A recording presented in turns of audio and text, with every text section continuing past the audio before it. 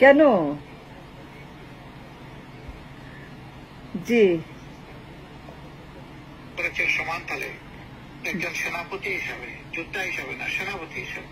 Thank you. আমি আপনাকে এই কৃতজ্ঞতাটুকু জানাতে অনেক দেরি করে ফেললাম। না না না না না, আপনি ক্ষমা করবেন।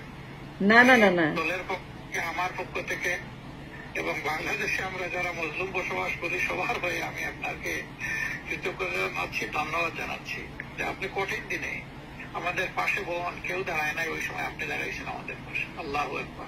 জি আল্লাহ আকবার। আমি তো আপনার এই ঋণ আমরা পরিশোধ করতে পারবো না, পারবো না। আমি খালি একটা কথা আপনাকে বলতে চাই, আমার বড় ভাই, যে জামায়াতের আপনি এত বড় পজিশন থেকে আমাকে যে কল করছেন, আমি really I am grateful. I think all my fight and all my labour for all this time, আজকে আমি খুব শান্তি পাচ্ছি।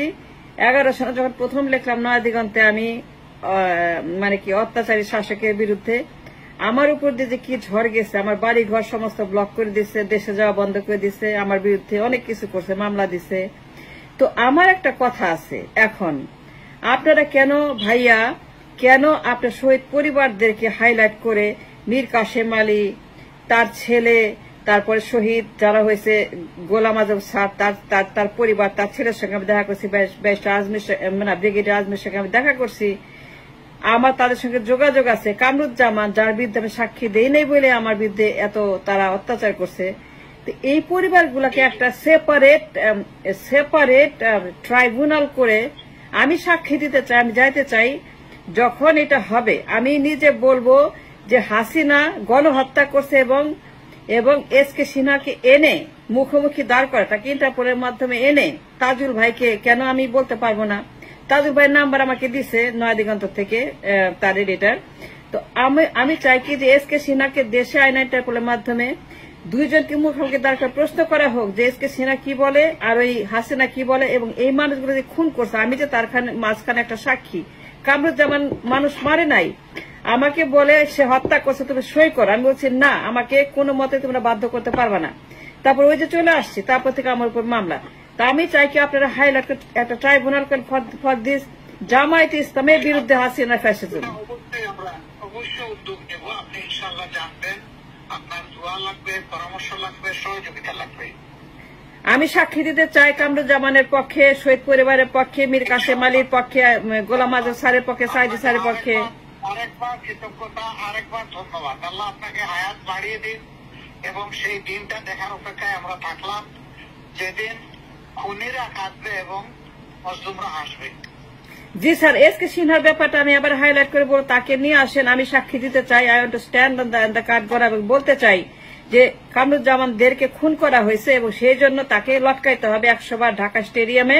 সেখানে উৎসব করব, আমরা নিজের মঞ্চ করে সেখানে হাততালি দিব, আমরা মিষ্টি খাবো, আমরা সেখানে নতুন মঞ্চ করে আমরা সেখানে উৎসব করব যে এই মহিলা যে সর্বনাশ করছে এই দেশের। এবং থ্যাংক ইউ স্যার।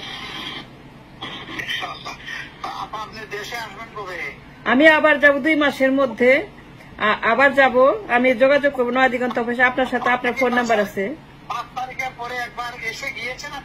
জি আমি আসছিলাম, আমি নয়া দিগন্ত অফিসে গেছিলাম। জি জি জি, আমি এইবার গিয়ে উৎসব করব, আমি সেখানে সবার সঙ্গে দেখা করব। আমি আসলে লো প্রোফাইল ছিলাম, কারণ কি আমাকে ব্ল্যাকলিস্ট করছিল, ঢুকতে পারি নাই। তো তারপরে বাড়িঘর বদ্ধভূমি বানায় ব্লক মারি দিছে, এইগুলা ঠিক করছি। এখন আবার যাবো, এরপরে যে আপনাদের সঙ্গে ইনশাআল্লাহ দেখা করব। সবাইকে আমাদের সালাম দিবেন। জি, আল্লাহ আপনাকে সুস্থ রাখুন এবং আবারও কৃতজ্ঞতা আপনার প্রতি, আপনার ভূমিকার কারণে। আল্লাহ তাআলা আপনাকে আরো বেশি সাহস বাড়িয়ে দিন এবং সত্যের পক্ষে আজীবন দাঁড়ানোর শক্তি দান করুন। স্যার 2টা কথা, একটা হচ্ছে যে আমি যদি কিছু করতে পারি আমাকে জানাবেন, যদি কিছু করা লাগে আমার, আবার এনিথিং। এবং যখন এখানে আসবেন প্লিজ আমাদের এখানে আসবেন, আমি আপনাদেরকে এন্টারটেইন করব এবং আমি আপনাদের সঙ্গে মিটিং করব এবং আমি আপনাদেরকে নিয়ে অনুষ্ঠান করব। ইনশাআল্লাহ ইনশাআল্লাহ। আসসালামু আলাইকুম স্যার। আসসালামু আলাইকুম। ওয়া আলাইকুম আসসালাম।